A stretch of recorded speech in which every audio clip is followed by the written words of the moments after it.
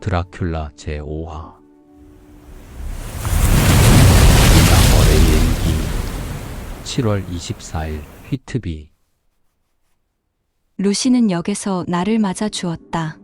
그 어느 때보다도 더 사랑스럽고 더 고와 보였다. 우리는 함께 마차를 타고 크레센트에 있는 그들의 숙소로 올라갔다. 이곳은 정말 아름다운 곳이다.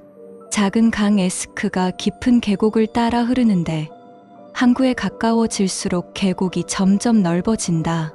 그 위로 커다란 고가교가 놓여 있고 높은 교각 사이로 보이는 풍경은 실제보다 더 멀리 있는 것처럼 느껴진다.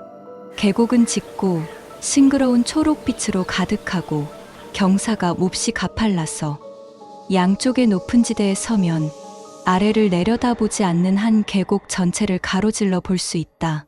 우리와 마주한 쪽, 곧 오래된 마을의 집들은 모두 붉은 지붕을 얹고 있는데 마치 뉘른베르크의 그림에서 보듯이 제멋대로 서로 위에 쌓여 있는 듯하다. 마을 위쪽에는 휘트비 수도원의 폐허가 우뚝 서 있다. 이곳은 덴마크인들에게 약탈당했던 곳이며 마미온의 한 장면, 소녀가 벽 속에 쌓여 들어간 이야기의 무대이기도 하다. 이 폐허는 거대하고 장엄하며 아름답고 낭만적인 모습이 곳곳에 남아있다. 창문 하나에는 하얀 여인의 유령이 나타난다는 전설도 있다. 수도원과 마을 사이에는 또 하나의 교회가 있고 그 주위를 커다란 묘지가 둘러싸고 있다. 묘지는 온통 묘비로 가득하다. 내 생각에 이곳이 휘트비에서 가장 멋진 장소다. 마을을 내려다보고 있으며 항구와 그 너머로 캐틀리스라는 곳이 바다로 길게 뻗어 있는 만 전체를 한눈에 볼 수 있기 때문이다. 이곳은 항구 쪽으로 너무 가파르게 내려앉아 있어서 제방 일부가 무너졌고 몇몇 무덤은 파괴되었다. 어떤 곳에서는 묘지의 돌 구조물이 아래쪽의 모래길 위로 아슬아슬하게 튀어나와 있다. 교회 묘지 안에는 산책로와 벤치들이 있어 사람들은 하루 종일 이곳에 앉아 아름다운 풍경을 바라보며 바람을 즐긴다. 나도 자주 이곳에 와서 앉아 일을 하려고 한다. 사실 나는 지금 무릎 위에 책을 올려놓고 이 글을 쓰며 옆에 앉아 있는 3명의 노인이 나누는 이야기를 듣고 있다. 그들은 하루 종일 이곳에 앉아 수다를 떠는 것 말고는 아무것도 하지 않는 것처럼 보인다. 내 아래에는 항구가 보인다. 맞은편에는 바다를 향해 길게 뻗은 화강암 방파제가 있고 끝부분은 바깥쪽으로 둥글게 휘어 있다. 그 중앙에는 등대가 서 있다. 그 바깥으로는 또 하나의 큰 방조제가 이어져 있다. 이쪽 가까운 편에도 방조제가 있는데 팔꿈치를 거꾸로 꺾은 듯한 모양으로 굽어 있으며 그 끝에도 역시 등대가 서 있다. 두 방파제 사이에는 좁은 항구 입구가 있고 그 안쪽으로 들어가면 갑자기 넓어진다. 물이 가득 찼을 때는 참으로 아름답지만 썰물이 되면 거의 바닥이 드러나 에스크 강의 물줄기만이 모래톱 사이를 흐른다. 여기저기 바위들이 드문드문 보인다. 이쪽 바깥 바다에는 약 반마일 정도 길이의 커다란 암초가 솟아있다. 그 날카로운 가장자리는 남쪽 등대 뒤에서부터 곧게 바다로 뻗어 있다. 그 끝에는 종이 달린 부표가 있는데 날씨가 나쁠 때면 흔들리며 바람을 타고 애처로운 소리를 보내온다. 이곳에는 배가 침몰하면 바다에서 종소리가 들린다는 전설이 있다. 이 노인에게 물어봐야겠다. 마침 그가 이쪽으로 오고 있다. 그는 아주 재미있는 노인이다. 얼굴이 나무 껍질처럼 울퉁불퉁하고 뒤틀려 있어 틀림없이 대단히 나이가 많은 사람이다.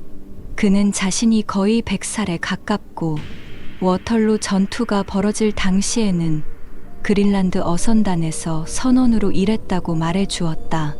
하지만 그는 아주 회의적인 사람인 듯하다. 내가 바다의 종소리와 수도원의 하얀 여인에 대해 묻자 그는 퉁명스럽게 이렇게 말했다. 아가씨, 그런 것들로 신경 쓰지 마시오. 그런 이야긴 다 낡아 빠진 거요. 예전에 없었다고는 안 하겠지만 내 시대에는 없었소. 관광객들이나 소풍 오는 사람들, 그런 사람들한테나 어울리지. 아가씨 같은 고운 분한테는 어울리지 않소. 요크나 리즈에서 와서 청어 말린 거나 먹고 차나 마시며 값싼 제트 장신구나 사러 다니는 사람들은 뭐든 믿을 거요. 나도 누가 그런 사람들한테 거짓말을 해주는지 모르겠소. 신문조차도 온통 헛소리로 가득하니까. 나는 이 노인이 흥미로운 이야기를 들려줄 만한 사람 같아서 옛날 고래잡이에 대해 이야기해 달라고 부탁했다. 그는 막 이야기를 시작하려는 순간 시계가 6시를 쳤다.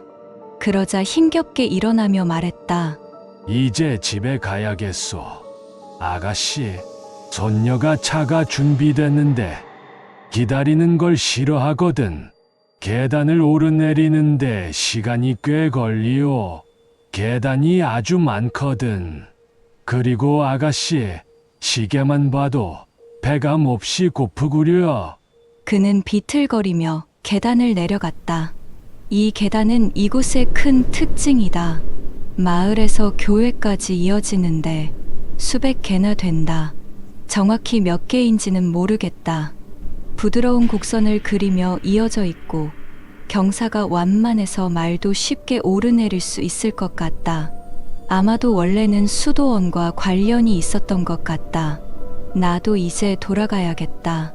루시는 어머니와 함께 방문하러 나갔고 단순한 의례적인 방문이라 나는 따라가지 않았다. 이제쯤 돌아올 것이다. 8월 1일 1시간 전 루시와 함께 다시 이곳에 왔다. 내 늙은 친구와 늘 그를 따라오는 두 사람과 아주 흥미로운 대화를 나눴다. 그는 분명 그들 사이에서 현자 같은 존재다. 젊었을 때는 아마도 상당히 독선적인 사람이었을 것이다. 그는 어떤 말도 쉽게 인정하지 않고 언제나 남을 눌러 이기려 든다. 말로 이기지 못하면 윽박지르고 상대가 침묵하면 그것을 자신의 주장에 대한 동의로 받아들인다. 루시는 하얀 잔디 천 드레스를 입고 있었는데 정말 사랑스럽게 예뻤다. 이곳에 와서 얼굴빛이 훨씬 좋아졌다. 우리가 앉자마자 노인들은 곧장 다가와 그녀 가까이에 앉았다. 루시는 노인들에게 참 다정하다. 모두가 단번에 그녀에게 반해버린 것 같았다. 심지어 내 늙은 친구조차도 그녀에게는 반박하지 않고 오히려 나에게 하던 말을 그녀에게 2배로 해주었다. 나는 그를 전설 이야기 쪽으로 유도했고 그는 곧 설교하듯 말하기 시작했다. 기억나는 대로 적어두어야겠다. 그런 것들은 전부 헛소리요. 처음부터 끝까지 다 거짓말이요. 저주니, 유령이니, 귀신이니 하는 건 전부 아이들이나 어지러운 여자들 겁주려고 만든 이야기요. 다 공기방울 같은 거요. 그런 징조니 경고니 하는 것들도 다 목사들이나 책 만드는 사람들이나 철도 안내원들이 사람들 겁줘서 안 하려는 일을 하게 만들려고 꾸며낸 거요. 생각만 해도 화가 나오. 종이에 거짓말을 인쇄하고 강단에서 떠들어대는 것도 모자라 묘비에까지 새기려 하다니. 여기 좀 보시오. 어느 쪽을 보든 이 돌들이 자랑스럽게 머리를 들고 있지만 그 위에 적힌 거짓말의 무게 때문에 다 쓰러질 것 같소. 여기에 시신이 잠들다라느니 거룩한 기억을 위하여라느니 적혀 있지만 그중 절반에는 시신조차 없소. 기억 따위는 아무도 신경 쓰지 않는데 거룩하긴 뭐가 거룩하오. 전부 거짓말이오. 전부 다. 심판의 날이 오면 얼마나 웃기겠소. 죽은 자들이 수위 차림으로 우르르 일어나 자기 묘비를 끌고 다니며 자기가 얼마나 착했는지 증거로 내밀 텐데 어떤 놈들은 바다에 오래 있다 나와서 손이 미끄러워 묘비도 제대로 못 붙잡고 덜덜 떨겠지. 그는 지팡이로 돌을 두드리며 말했다. 나는 그의 자만스러운 표정과 동료들의 인정을 구하는 눈길을 보고 그가 잘난 체하고 있다는 걸 알았다. 그래서 일부러 말을 붙였다. 스웨일즈 씨, 정말 그렇게 생각하세요? 이 묘비들이 다 틀렸다고요? 말도 안 되는 소리. 몇 개쯤은 맞을 수도 있겠지. 하지만 대체로 사람들을 실제보다 훨씬 좋게 적어 놓는 경우뿐이오. 그는 내가 낯선 사람이라는 점을 짚으며 우리가 이 묘지를 보고 모두가 여기 묻혀 있다고 생각하는 것 자체가 거짓이라고 말했다. 그는 수십 개의 무덤이 완전히 비어 있다고 했다. 그는 내게 한 묘비를 읽어보라고 했다. 거기에는 이렇게 쓰여 있었다. 에드워드 스펜슬러 선장 1854년 4월 안드레스 해안에서 해적에게 살해됨. 향년 30세. 그는 말했다. 그럼 누가 이 사람을 여기로 데려와 묻었겠소? 바다에서 죽었는데 말이오. 그는 또 다른 이름들을 줄줄이 대며 그들의 뼈가 지금도 그린란드 바다나 다른 바다 밑에 있을 거라고 했다. 그리고 심판의 날에 이들이 모두 휘트비로 몰려온다면 옛날 얼음판 위에서 싸우던 것처럼 아수라장이 될 거라고 농담했다. 이 말에 그는 깔깔 웃었고 다른 노인들도 함께 웃었다. 나는 말했다. 하지만 정말로 그 사람들이 묘비를 들고 가야 한다고 생각하세요? 그럼 묘비는 왜 있는 거요, 아가씨? 유가족을 위로하기 위해서겠죠. 그는 그 말을 듣고 깊은 경멸의 표정을 지었다. 그리고 우리 발밑에 있는 묘비를 가리키며 읽어보라고 했다. 루시가 몸을 기울여 읽었다. 조지 캐논의 추억을 기리며 1873년 7월 29일 캐틀리스의 바위에서 떨어져 사망. 그의 슬픔에 잠긴 어머니가 사랑하는 아들을 위해 이 묘를 세움. 그는 어머니의 외아들이었고 그녀는 과부였다. 루시는 진지하게 말했다. 스웨일즈 씨, 이게 뭐가 그렇게 우스운가요? 그는 말했다. 그 어머니는 아들을 미워한 악한 여자였소. 아들은 보험금이 어머니에게 돌아가지 않게 하려고 자살했지. 오래된 머스킷 총으로 자기 머리를 쏴버렸소. 부활을 바랐다는 것도 거짓이오. 그는 늘 지옥에 가고 싶다고 했소. 어머니가 천국에 갈 테니 같은 곳에 가기 싫다고 마이오. 그는 묘비를 지팡이로 두드리며 말했다. 이게 거짓말이 아니면 뭐요? 나는 아무 말도 하지 못했다. 루시는 자리에서 일어나며 말했다. 왜 이런 이야기를 해주세요? 여기가 제가 가장 좋아하는 자리인데 이제는 자살자의 무덤 위에 앉아 있어야 하잖아요. 그는 웃으며 말했다. 괜찮소. 아름다운 아가씨가 앉아주면 그 조지도 기뻐할 거요. 그는 작별 인사를 하고 떠났다.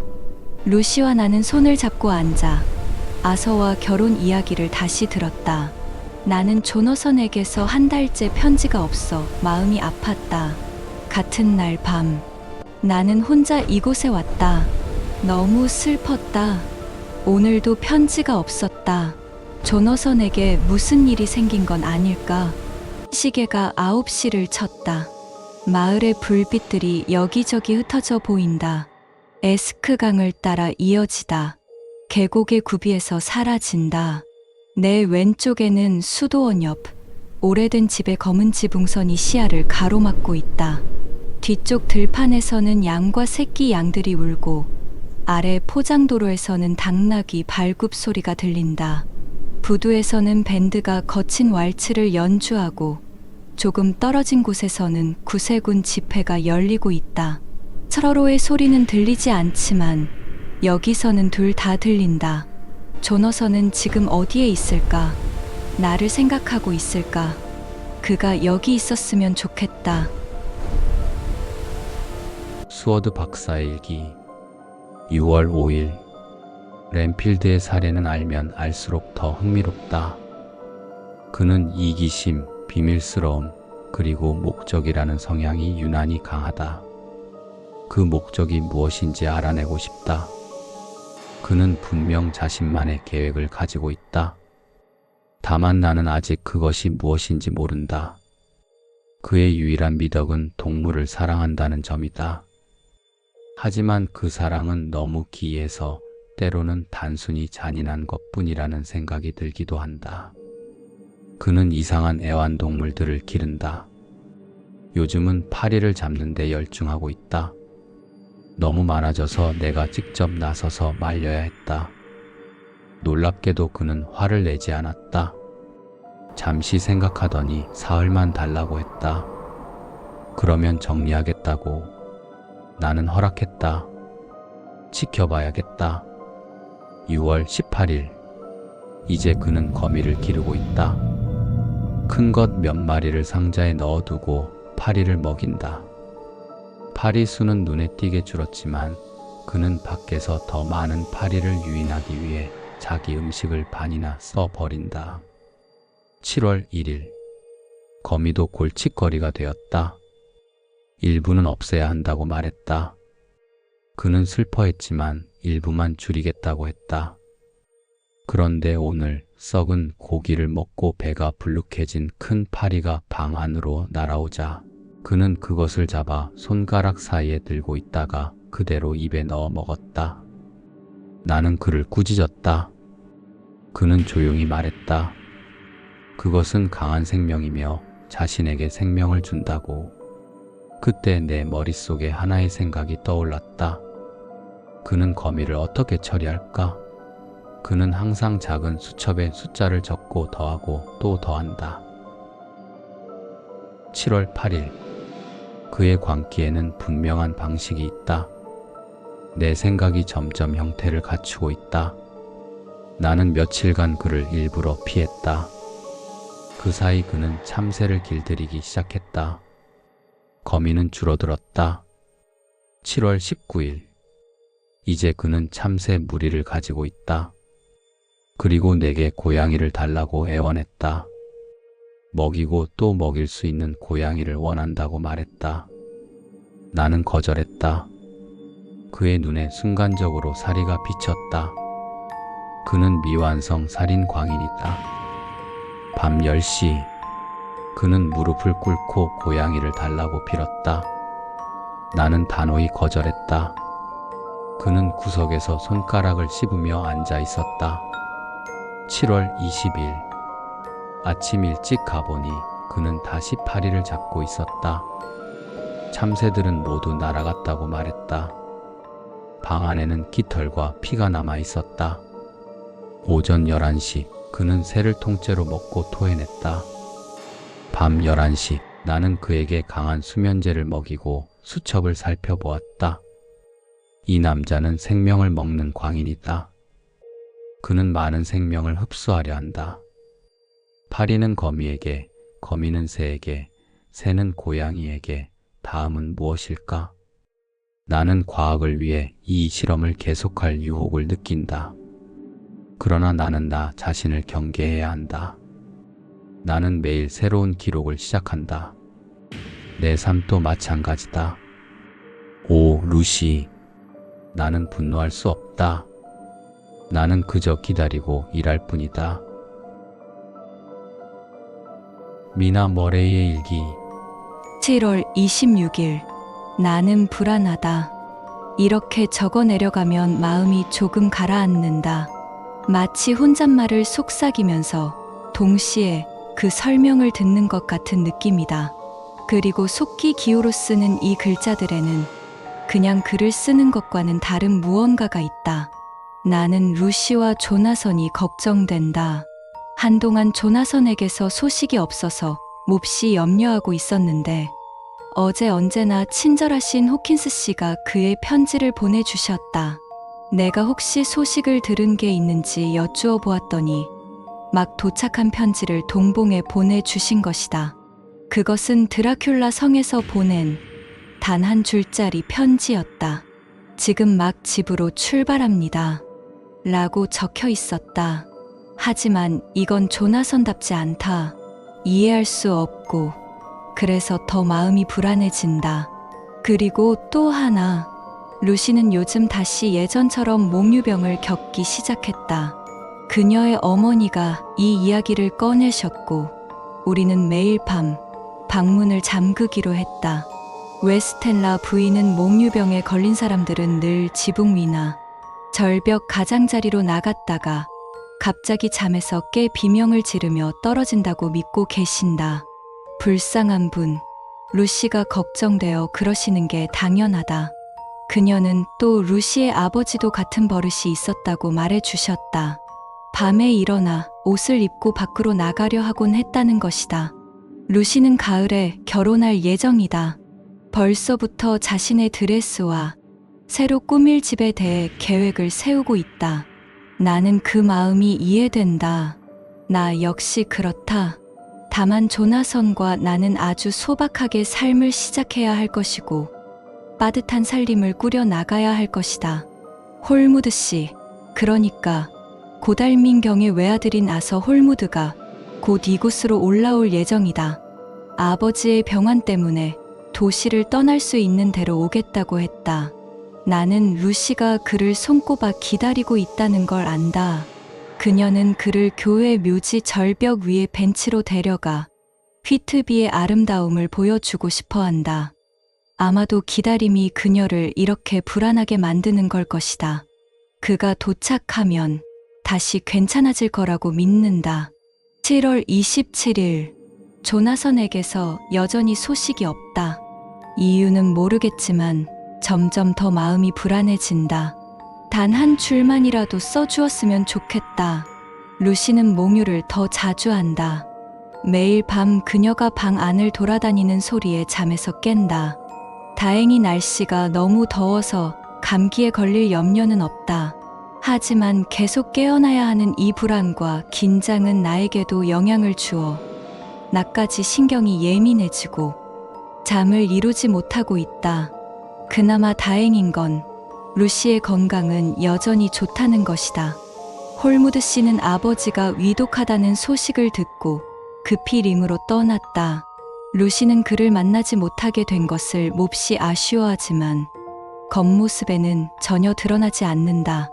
오히려 살짝 통통해졌고 뺨은 아름다운 장밋빛으로 물들어 있다. 예전에 보이던 창백함은 사라졌다. 이 모든 것이 오래도록 이어지기를 나는 기도한다. 8월 3일, 또 한 주가 지났는데 조나선의 소식은 여전히 없다. 호킨스 씨에게서도 아무런 연락이 없다. 아, 제발 그가 아프지 않기를. 만약 그렇다면 분명히 편지를 썼을 것이다. 나는 그가 마지막으로 보낸 편지를 다시 읽어보지만 어쩐지 마음이 놓이지 않는다. 그의 필체는 분명한데 글의 느낌이 조나선답지 않다. 루시는 지난주에는 몽유를 거의 하지 않았다. 하지만 그녀에게는 이상한 집중력이 생긴 것 같다. 잠든 상태에서도 마치 나를 지켜보고 있는 듯하다. 그녀는 문을 열려고 손잡이를 돌리고 잠겨 있는 걸 알게 되면 방 안을 돌아다니며 열쇠를 찾는다. 8월 6일, 또 사흘이 지났고 여전히 소식은 없다. 이 기다림은 점점 견디기 힘들어진다. 어디로 편지를 보내야 할지, 어디로 찾아가야 할지만 알아도 마음이 덜 불안할 텐데 그 마지막 편지 이후로는 누구도 조나선의 소식을 듣지 못했다. 나는 그저 신께 인내를 달라고 기도할 수밖에 없다. 루시는 더욱 흥분을 잘하지만 그 외에는 여전히 건강하다. 어젯밤은 날씨가 심상치 않았고 어부들은 폭풍이 올 거라고 말한다. 나는 하늘을 살피며 날씨의 징조를 배워두려 한다. 오늘은 잿빛 하루다. 내가 이 글을 쓰는 동안 캐틀리스 위쪽의 태양은 두꺼운 구름 속에 가려져 있다. 모든 것이 회색이다. 다만 풀잎만이 마치 에메랄드처럼 그 사이에서 푸르게 빛난다. 회색의 땅, 회색의 바위, 저 멀리 햇살이 닿는 가장자리에만 희미한 빛을 머금은 회색 구름들이 회색 바다 위에 드리워져 있다. 모래톱은 바다 속으로 회색 손가락처럼 뻗어 있다.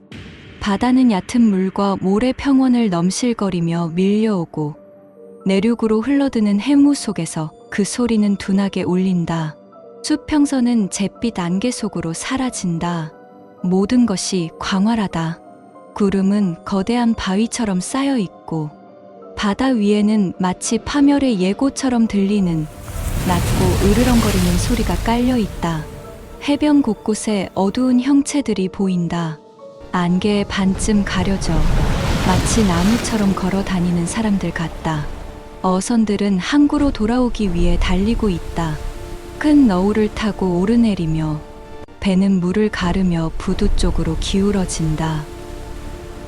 저 멀리서 스웨일스 노인이 오고 있다. 모자를 드는 모습으로 보아 내게 할 말이 있는 것 같다. 나는 그 노인의 변화에 깊이 감동했다. 그가 내 옆에 앉았을 때 아주 부드러운 목소리로 말했다. 아가씨, 할 말이 하나 있어요.